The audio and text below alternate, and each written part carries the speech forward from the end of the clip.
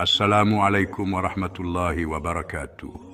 Avez-vous déjà pris le temps de vous interroger sur la conformité de vos parures et de votre apparence avec les enseignements de l'islam? Beaucoup de femmes musulmanes aiment porter des bijoux, utiliser du maquillage, se parfumer et choisir de beaux vêtements élégants. Le désir d'être belle est naturel chez la femme. Cependant, nous devons toujours nous demander: toutes les formes de parure qui existent aujourd'hui sont-elles réellement permises en islam? À notre époque, les tendances changent très rapidement. Les réseaux sociaux diffusent continuellement de nouvelles modes, des conseils de beauté et différents styles vestimentaires.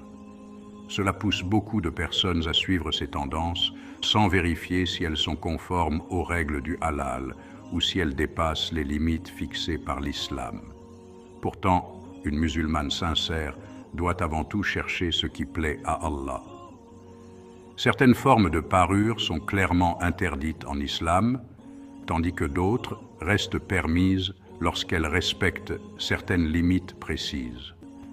Dans cette vidéo, nous allons découvrir 11 catégories de parures interdites aux femmes, des pratiques pouvant affecter la foi, la pudeur, ainsi que la relation avec Allah. Restez attentives jusqu'à la fin, car ces conseils concernent chaque femme musulmane, notamment au sujet de l'imitation des vêtements et accessoires réservés aux hommes. 1. L'imitation des vêtements et styles masculins. L'un des grands problèmes de l'industrie de la mode actuelle est la disparition progressive des différences vestimentaires entre les hommes et les femmes. De nombreuses tendances modernes encouragent les femmes à adopter une apparence masculine.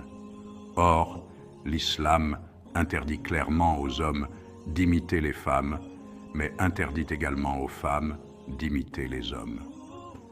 Le prophète Muhammad, paix et bénédiction sur lui, a dit: Allah a maudit les hommes qui imitent les femmes, ainsi que les femmes qui imitent les hommes.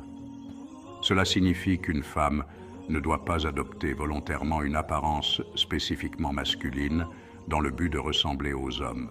Cela peut concerner les vêtements conçus spécialement pour les hommes, certains accessoires masculins, les costumes masculins, les cravates, les styles vestimentaires entièrement masculins, certains chapeaux ou éléments réservés à l'apparence des hommes. Cependant, cela ne signifie pas qu'une femme ne peut pas porter des vêtements pudiques et pratiques. Ce qui est important, c'est que son apparence conserve une identité féminine claire et respecte la distinction naturelle créée par Allah entre l'homme et la femme. Pourquoi cela est-il important? Parce que l'islam accorde une grande valeur à la pudeur, à l'équilibre et à l'identité naturelle de chaque être humain. Lorsqu'une femme cherche volontairement à adopter une apparence totalement masculine, cela va à l'encontre de cette distinction voulue par Allah. La véritable beauté de la femme réside dans sa pudeur, sa dignité, sa douceur et son comportement noble. Les vêtements doivent donc refléter ces qualités.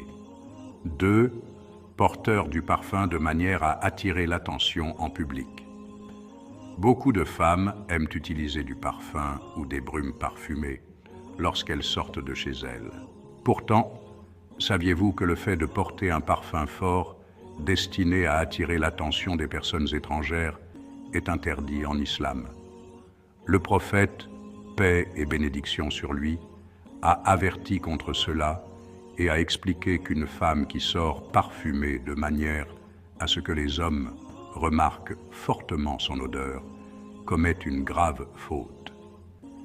Même si cette parole peut sembler sévère, la sagesse derrière cet enseignement est claire. Les parfums très prononcés attirent l'attention et peuvent provoquer la tentation. Or, l'islam enseigne la protection de la pudeur, de la dignité et du respect dans les relations entre les hommes et les femmes. Cela ne signifie pas qu'une femme ne peut jamais utiliser de parfum.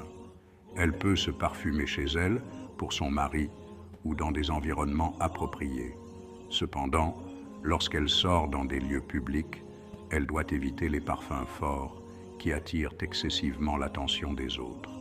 Une femme peut se parfumer à la maison pour son mari, lors de réunions entre femmes, ou encore en utilisant des fragrances légères qui n'attirent pas l'attention des personnes étrangères. Mais qu'en est-il des lotions parfumées, des déodorants ou des savons parfumés? L'utilisation de produits légèrement parfumés reste permise tant que leur odeur n'est pas forte, au point d'attirer l'attention autour de soi. Les produits de soins parfumés sont donc autorisés lorsqu'ils restent discrets et modestes. En revanche, toute fragrance intense qui se diffuse largement et attire les regards ou l'attention devient problématique. Pourquoi cette règle est-elle importante? L'objectif de cette recommandation est de préserver la dignité de la femme et d'éviter les situations pouvant susciter une attention inutile. L'islam honore la femme en encourageant les gens à la respecter pour sa foi, son comportement et sa piété, et non uniquement pour son apparence extérieure. 3. Les faux ongles et les extensions d'ongles. Aujourd'hui, beaucoup de femmes portent des faux ongles ou des extensions d'ongles dans un but esthétique. Cependant, ces pratiques posent un problème important concernant les ablutions. Pour que les ablutions soient valides, l'eau doit atteindre chaque partie des mains, des pieds et des ongles. Si une matière empêche l'eau d'atteindre ces zones, alors les ablutions deviennent invalides et par conséquent la prière également. Le prophète Muhammad, paix et bénédiction sur lui, a mis en garde ceux qui négligent certaines parties du corps lors des ablutions, notamment les pieds. Cela montre l'importance de laver correctement chaque zone prescrite. Si le fait de laisser une petite partie non lavée est déjà une grave négligence, alors couvrir complètement les ongles avec une matière empêchant l'eau de passer devient encore plus problématique. Qu'en est-il des vernis dits respirants ou halal? Certaines marques affirment proposer des vernis permettant à l'eau de traverser la surface. Cependant, ce sujet fait encore débat parmi les savants. C'est pourquoi il est plus prudent pour la croyante d'éviter les choses douteuses et de choisir ce qui est clair et certain dans sa pratique religieuse. 4. Les tatouages et le maquillage permanent. Le prophète Muhammad, paix et bénédiction sur lui, a sévèrement mis en garde contre les tatouages. Il a mentionné qu'Allah désapprouve fortement la pratique du tatouage ainsi que ceux qui y ont recours. Pourquoi les tatouages sont-ils interdits?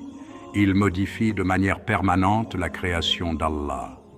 Certaines pratiques peuvent empêcher l'eau d'atteindre correctement la peau lors des ablutions. Cette pratique était autrefois associée à des traditions contraires aux enseignements islamiques. L'islam encourage les croyants à préserver leur nature authentique et leur pudeur. Qu'en est-il du microblading et du maquillage permanent? De nombreuses femmes ont aujourd'hui recours au tatouage des sourcils, à la coloration permanente des lèvres ou au microblading. Ces procédés sont également considérés comme interdits par de nombreux savants, car ils impliquent une modification durable de l'apparence naturelle. En revanche, l'islam permet les formes temporaires d'embellissement qui ne provoquent pas de modification permanente, comme l'utilisation du kohl ou d'autres moyens naturels et temporaires. 5. Les perruques et les extensions capillaires. Le prophète Muhammad, paix et bénédiction sur lui, a également mis en garde contre le fait d'ajouter artificiellement des cheveux. Pourquoi cela est-il interdit? Cela peut créer une forme de tromperie en donnant l'impression que les cheveux sont naturels. Cette pratique existait dans certaines habitudes de l'époque pré-islamique. Cela peut encourager l'orgueil excessif lié à l'apparence physique. Que peut faire une femme à la place? L'islam encourage les femmes à prendre soin de leurs cheveux naturels, en les gardant propres, en les coiffant correctement, en utilisant des produits permis, en entretenant leur beauté naturelle avec simplicité et pudeur. 6. L'épilation excessive des sourcils dans un but de transformation esthétique. Certaines femmes modifient fortement la forme naturelle de leurs sourcils afin de suivre les tendances de beauté actuelles. Pourtant, l'islam met en garde contre l'altération volontaire de l'apparence naturelle lorsqu'elle devient excessive. Les savants expliquent que retirer les sourcils dans le but de transformer complètement leur apparence ou d'imiter certaines modes contraires à la pudeur est interdit. Pourquoi cette pratique est-elle problématique? Elle modifie volontairement la création naturelle d'Allah. Elle pousse parfois à rechercher l'approbation des tendances plutôt que la satisfaction d'Allah. Elle peut encourager l'exagération dans l'apparence extérieure. L'islam encourage au contraire une beauté naturelle, simple et équilibrée. 7. Les vêtements transparents ou extrêmement moulants. Certaines tenues modernes couvrent techniquement le corps, mais restent transparentes, serrées ou mettent fortement en valeur les formes. Or, la pudeur occupe une place centrale en islam. Les vêtements d'une musulmane doivent préserver sa dignité et éviter d'attirer excessivement les regards. Les vêtements deviennent problématiques lorsqu'ils 1. Dévoilent la peau. 2. Dessinent clairement les formes du corps. 3. Attirent l'attention de manière excessive. 4. Ressemblent davantage à une recherche de provocation qu'à une tenue pudique. La véritable élégance ne dépend pas de vêtements provocants, mais d'une apparence respectable et équilibrée. 8. Les parures utilisées pour montrer sa supériorité ou provoquer l'orgueil. L'islam ne condamne pas le fait de posséder de beaux vêtements ou de beaux bijoux. Cependant, il interdit l'arrogance et la recherche de supériorité sur les autres. Certaines personnes utilisent leurs vêtements, leurs accessoires ou leur apparence pour impressionner les autres, humilier les personnes modestes, rechercher la célébrité ou l'admiration excessive, nourrir l'orgueil dans leur cœur. Le croyant doit rester humble, même lorsqu'il possède des biens ou une belle apparence. 9. Les coiffures extravagantes qui attirent excessivement l'attention. Certaines coiffures modernes sont volontairement exagérées afin d'attirer les regards ou de suivre des modes extravagantes. L'islam encourage la propreté et le soin des cheveux, mais condamne les styles qui cherchent à provoquer l'attention, imitent des comportements contraires aux valeurs islamiques, encouragent la vanité excessive. Une apparence équilibrée et pudique reste toujours plus honorable qu'une recherche constante de l'attention des gens. 10. L'exagération dans le maquillage en public. Le maquillage léger et discret peut être toléré selon certaines limites. Cependant, l'exagération qui transforme fortement le visage ou attire excessivement les regards devient problématique. Pourquoi faut-il éviter l'excès? Cela peut encourager l'ostentation. Cela attire inutilement l'attention. Cela pousse parfois à la compétition dans l'apparence extérieure. Cela peut éloigner progressivement de la simplicité et de la pudeur. L'islam encourage la modération dans toutes les choses, y compris dans la manière de s'embellir. 11. Copier aveuglément les tendances contraires aux valeurs islamiques. Aujourd'hui, de nombreuses tendances circulent rapidement sur les réseaux sociaux.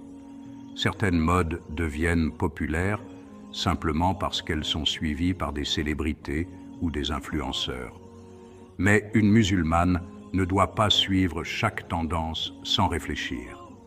Avant d'adopter une nouvelle mode, il est important de se demander: cette pratique plaît-elle à Allah? Respecte-t-elle la pudeur islamique? M'aide-t-elle à préserver ma foi et ma dignité? Ou bien cherche-t-elle uniquement à attirer les regards et les compliments? La croyante intelligente ne laisse pas les tendances guider sa personnalité. Elle fait passer sa foi avant la pression de la société. Mes sœurs, l'islam n'interdit pas la beauté. Au contraire, il fixe simplement des limites sages afin de protéger la dignité, la pudeur et la foi des croyantes. La véritable beauté se trouve dans la modestie, la droiture, le bon comportement et l'obéissance à Allah. Notre objectif principal doit être de rechercher l'agrément d'Allah et non de suivre aveuglément les tendances ou les standards imposés par la société. Une femme musulmane sincère illumine son entourage par sa foi, sa pudeur et son noble caractère, bien plus que par des parures excessives. Qu'Allah nous guide tous vers ce qui est meilleur et nous aide à suivre ses commandements avec sincérité. Si cette vidéo vous a été bénéfique, n'oubliez pas de la soutenir par un j'aime, de la partager autour de vous et de vous abonner à la chaîne pour découvrir davantage de rappels et de contenus bénéfiques sur l'islam.